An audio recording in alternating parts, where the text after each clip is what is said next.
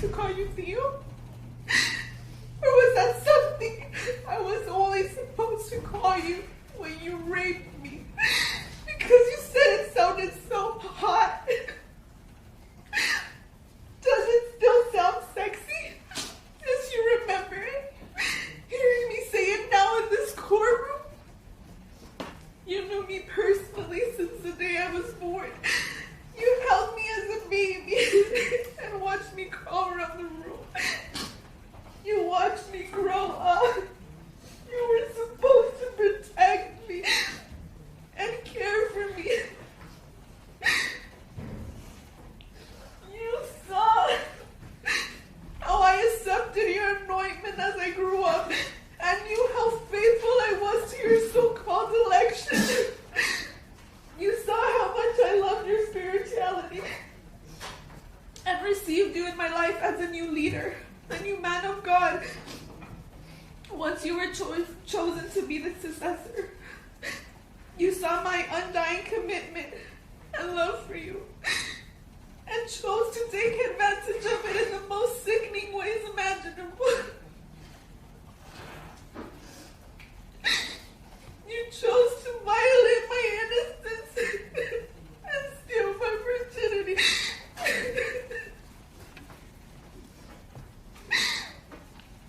Every single time that you force your disgusting, sweaty, obese body against me to defile me, it was your choice, not mine. I never wanted it. I surrendered to it. All I was ever trained to do was obey you from the moment I was born. I followed every single one of your wishes and desires. I always agreed because I believed your desires would be holy and pure. I spent every free moment I had in church in service of you and your religion. I remember the first time you invited me to travel with you as a missionary. I was so excited. I felt so lucky. I remember packing all of my preaching material because I was ready to evangelize and spread the holy gospel with you. But that was never your mission. That was not your holy plan. You took me on that first trip to introduce me to your disgusting secret world of sex and immorality that you thrived on. I was so stupid. I was delighted and prayed in gratitude the first time before entering your blessed dwelling for having the privilege of massaging your feet. I will never forget that as I was massaging your so-called holy feet, I was seeing another girl give you a hand job. I had never seen a naked man before, and it was a quick introduction to your sadistic secret world of sex slaves. When I left the room, I cried and I cried because I didn't understand what was happening. You were my savior, the apostle. You were holiness personified. I couldn't make sense of any of it. How could this man, that is Jesus Christ on earth, be so disgusting? You used this time to indoctrinate me on the secret gifts that I was about to start receiving. You used your lies under the guise of religion to make me believe that your actions were a blessing. Then you had your groomers threaten me and explain the consequences of disobeying a servant of God, a man who was the mouth of God, the living Spirit of God. Eternal damnation and total unhappiness, illness, infertility, tragedy and devastation here on earth. Where is the consent in that? When I tried to resist and explain how this all felt wrong, that you were my uncle and this wasn't okay, they quoted the scriptures. They told me that there was never immorality in your actions because you could not sin. You were the representation of Christ, sinless, untouchable, all-powerful. They told me that I needed to pray harder, to believe more, that my faith, that my doubt was a sign that I didn't trust in you and didn't have enough faith.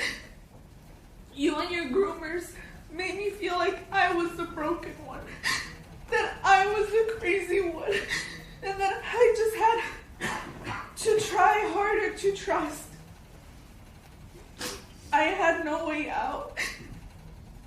You didn't just rape me over and over again. You were evil and merciless. I went from being an innocent virgin to experiencing the most violent, revolting treatment ever.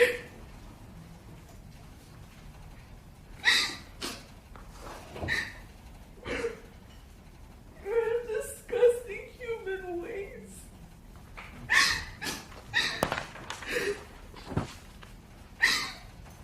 Do you remember how you enjoyed choking me until I threw up? And then sat there as I kept apologizing over and over while cleaning up my own vomit? Do you remember that time you were sodomizing me and I cried and begged you to stop thrusting because I was in so much pain? Remember how much you and your accomplices laughed at me as I was crying and screaming? Do you remember how you ordered them to hold me down so I wouldn't resist? Do you remember how much blood there was and how you kept going even more savagely? Do you remember telling me you wouldn't stop until I stopped screaming? I bled for days and days after that. Do you remember when you wanted me?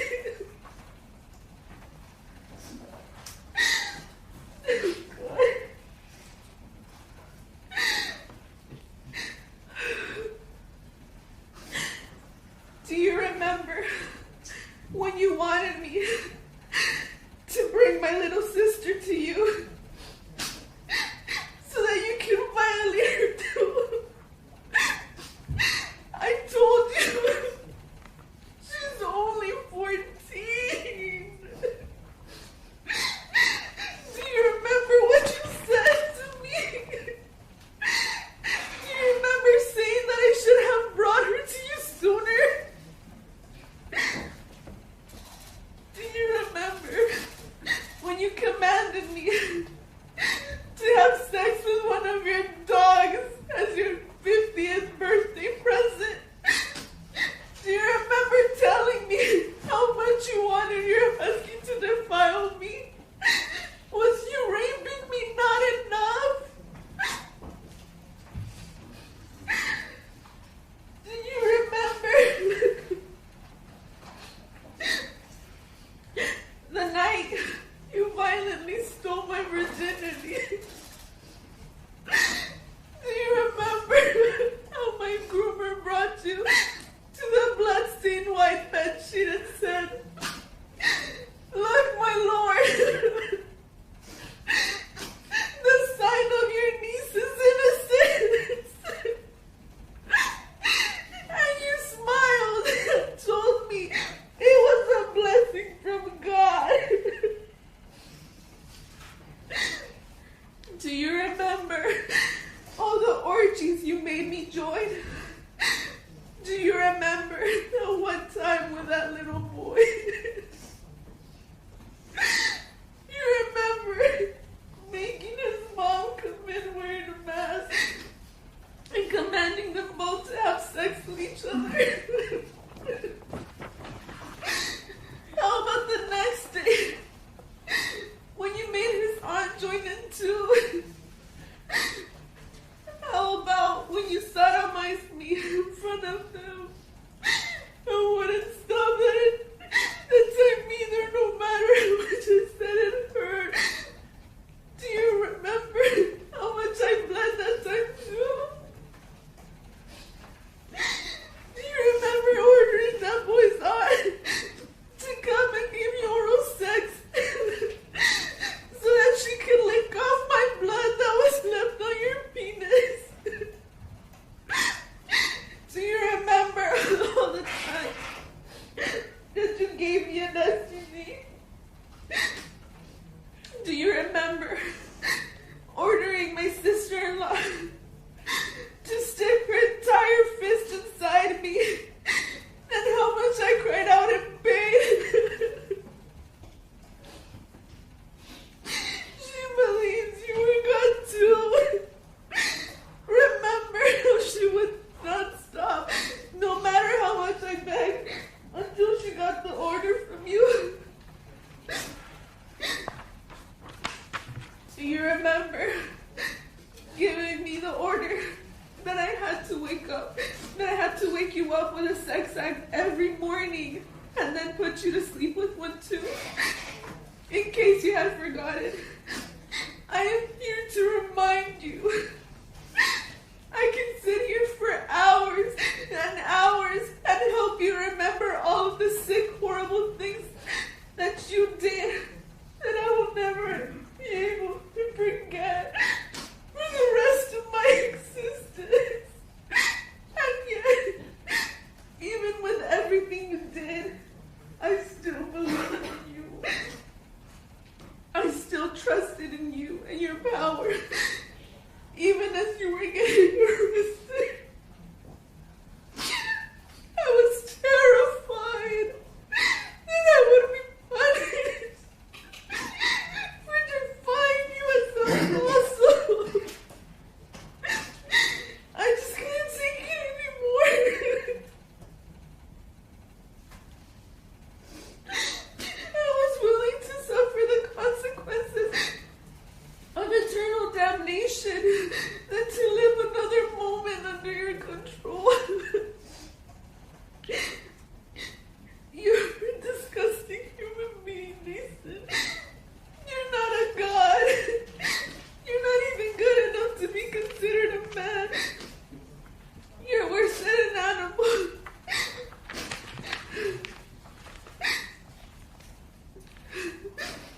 I would treat the scum beneath my shoes more kindly than I would treat you. And even that is more than you deserve.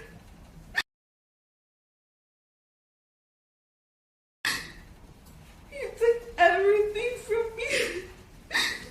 You manipulated millions of people and took advantage of them for your own perverted interests. You have broken my faith in God, in man, and in myself. I struggle to trust everyone and everything. You took away my youth and my innocence. Me and my family have been getting death threats for the past 3 years because of you. And I live in fear because of you. You have uprooted me and my family and disrupted my very existence. I struggle to understand how there can be so much evil in the world, and the only evil I see is you. Your Honor, I was standing in the audience this past Friday as Nason pled guilty under oath and acknowledged that he had committed sexual abuse against the Jane Does. Your Honor, Nason is a liar. He lied to me. He lied to my fellow Jane Does. And he lied when he represented that he acknowledged his guilt while standing in your courtroom. Your Honor, La Luz del Mundo is Nason's church. They are his representatives and his servants on earth.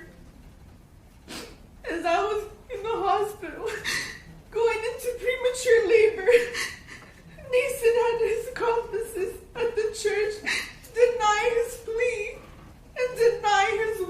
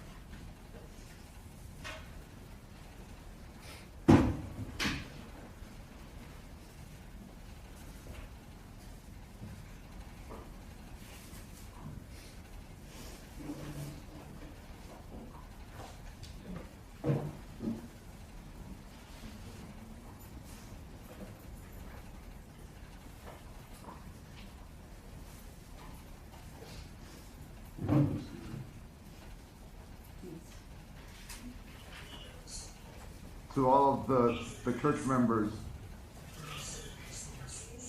Thanks to God, thanks to Jesus Christ, the communion of the Holy Spirit. We inform the Universal Church, the Apostle of Jesus Christ, Naasón Garcia,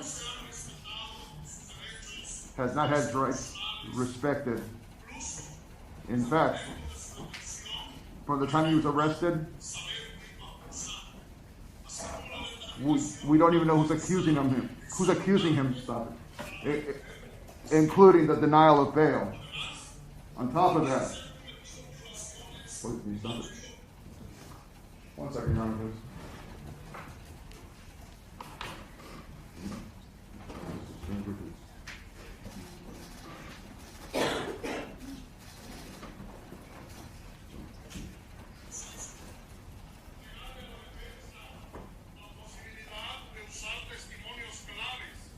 Or the fact that the defense is denied from using key testimony, videos, text messages, which are of vital importance in the defense of Christ's apostle. The same which were hidden for almost 3 years. And when the court finally had the chance to have this evidence, the court excluded them. All of them. So that they would not be used at the trial. Diminishing the capacity of the defense team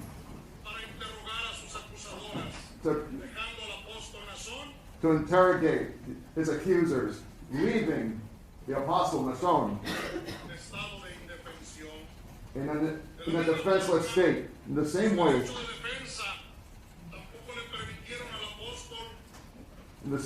his right to defense, and in the same regards to his right to defense, the apostle, the defense was denied to present witnesses in his favor, but his accusers were allowed to present themselves before the court without revealing their identities publicly. To this day, we do not know who his accusers are.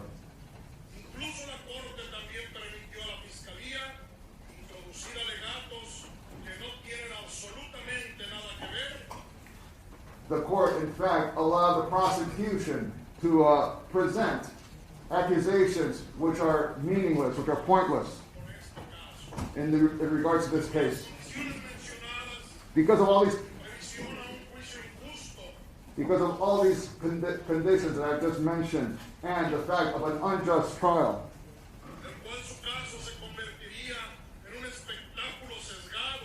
in which his trial would become a fake circus. It would expose his family, and it would expose his family and the church to months of harassment,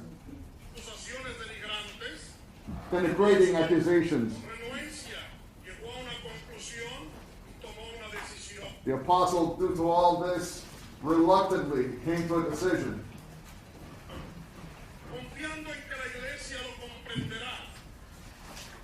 Trusting that the church would understand.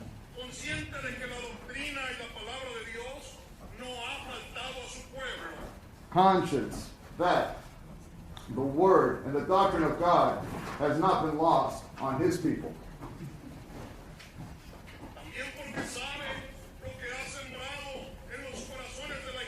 Because he knows what he's planted in the hearts of the church goers.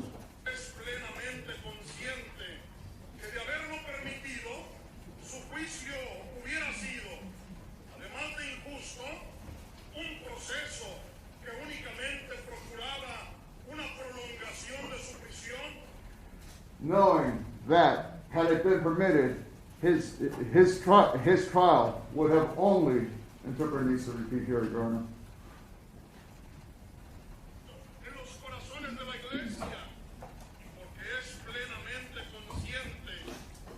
he's fully conscious that had it been allowed, his trial would have been, apart from unjust, a process which would have only served to extend his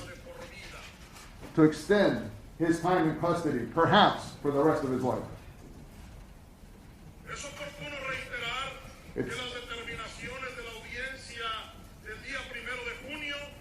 It's important to note that the hearing, which was conducted on June 1st,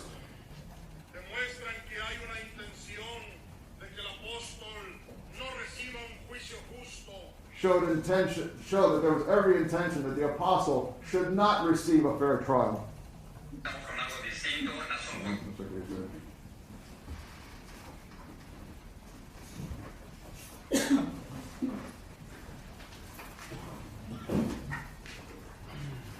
Your Honor, the person that speaks in that video is sitting right here in your courtroom. It's right there. Naasón brought his right-hand man. He brought his followers here so that he can be able to intimidate us further. He lied. I was here in this courtroom when he said he was guilty. Then why is he lying to the church? He's a liar. Your Honor, I wrote my victim statement from a hospital bed this last Friday because I wanted to preterm labor. After hearing the news of Naasón's plea, the agreement was a complete shock, and the stress and emotion since then have almost destroyed me. It has almost destroyed my daughter. This is how much this case means to me. As a victim, you must know that the plea agreement felt like a blow to the stomach. It felt like we were re-victimized all over again. We as victims sacrificed absolutely everything to come forward. We did it because we know just how evil and dangerous Naasón is. The reason many of us agreed to put ourselves and our lives on the line is because we want to make sure that this man is put away for life and cannot hurt another soul. When I agreed to be a Jane Doe, I was assured that there would be no negotiations and no plea agreements. The prosecution assured me of that from the very beginning. They said no negotiations and no agreements was one of the only reasons I agreed to come forward. We as Jane Does did not even think he was allowed to take a plea anymore. We were getting ready for trial and excited to finally have our day in court. And then we got a call telling us we had 15 minutes to get to downtown to speak with the prosecution. I didn't even realize we were going to court. We felt like in an instant we were told, game over, thanks for participating. Step aside to see your rapist get a trophy. We were told everything was agreed upon, signed and ordered. All of this without speaking to a single one of us sitting here today. The actual people that suffered his cruelty and were victims of his crime. Your Honor, this man destroyed my life. And through his unremorseful plea, he exerts his power once more. I had to spend the entire weekend listening to the church members claim that Naasón was vindicated. That if we really had any evidence against him, that he would be locked away for life. And this was a sign of his innocence. Your Honor, my faith was used as a weapon against me by Naasón Joaquín Garcia.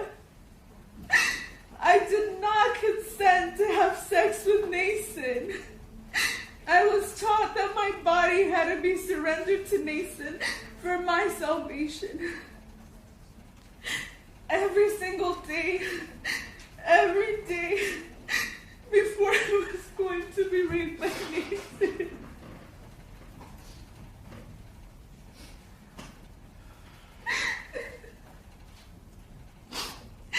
I would kneel and I would pray to God to help me. I would pray that He would guide my body to please Him, because I wanted to please God. And then every single day after I was raped, I would pray again and ask God to accept the sacrifice I had endured for Him. Without fail, I believe with all of my heart and my faith that this was for God. It was the only reason why I did it. Naasón's abuse started 7 years ago and has destroyed me ever since. He stole everything that meant the most to me. I have been disowned by my family. I have lost the community that I was born into. And I have them call me a liar, call me a whore, call me a traitor, a Judas who deserves to die in the most vicious way possible. And I only did this. I sacrificed the remaining scraps of my existence in order to make sure that this man is put away and can never do this again to anyone else. The sentence ensures that he will have an opportunity to leave again and continue where he left off. People are going to suffer because he will be released into the public. He will continue for as long as he is a free man on this earth. This church, this La Luz del Mundo church, was my identity. It was my life day in and day out. It was my belief. I loved the church with a passion, and I lost that too.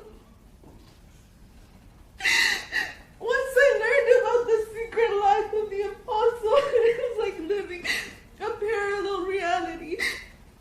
One of light and one of pure darkness. Naasón took everything from me, but the worst thing that he stole, the one thing that pains me every single moment of my life,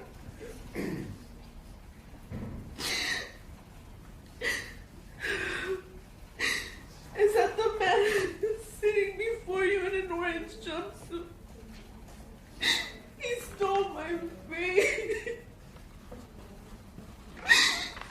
And he stole my belief in God.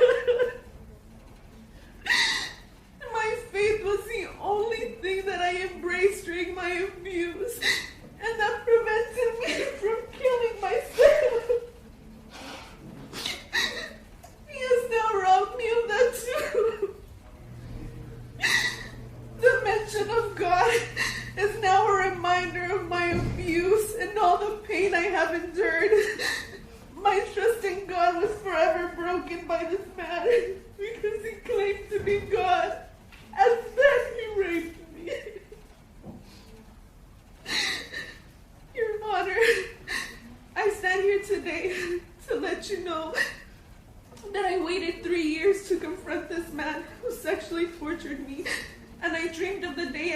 him take responsibility for what he did to me. I don't understand why he was offered a plea. There was so much evidence. There are 5 of us sitting in this court and countless others on the outside, all with the same stories, the same trauma, the same villain. He had so many devices with child pornography, the pictures, the videos, our testimonies. How wasn't that enough? We had witnesses, people that worked at the highest level of the church, that were willing to come forward and speak on our behalf about the injustices that they knew of. How can that opportunity be taken away from us? The prosecution told us that they were worried about a procedural mistake that they made. How is that our fault? Why is that overshadowing the facts, the evidence? How is this justice? Isn't this what this court stands for? This country? Please, I beg of you, don't let him get away with this.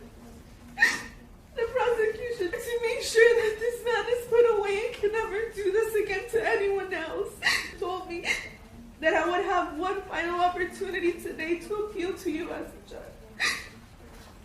Your Honor, to extend the sentence as you see fit. I beg of you, please listen to my words and the words of the fellow Jane Does and allow our suffering to not be in vain. I am sacrificing myself, my life, and the health and safety of my unborn child to make this emotional plea because it is so critical.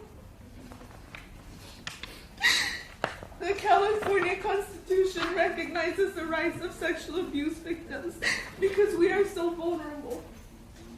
I don't understand why none of the Jane Does were consulted, as the law requires reasonable notification about this plea.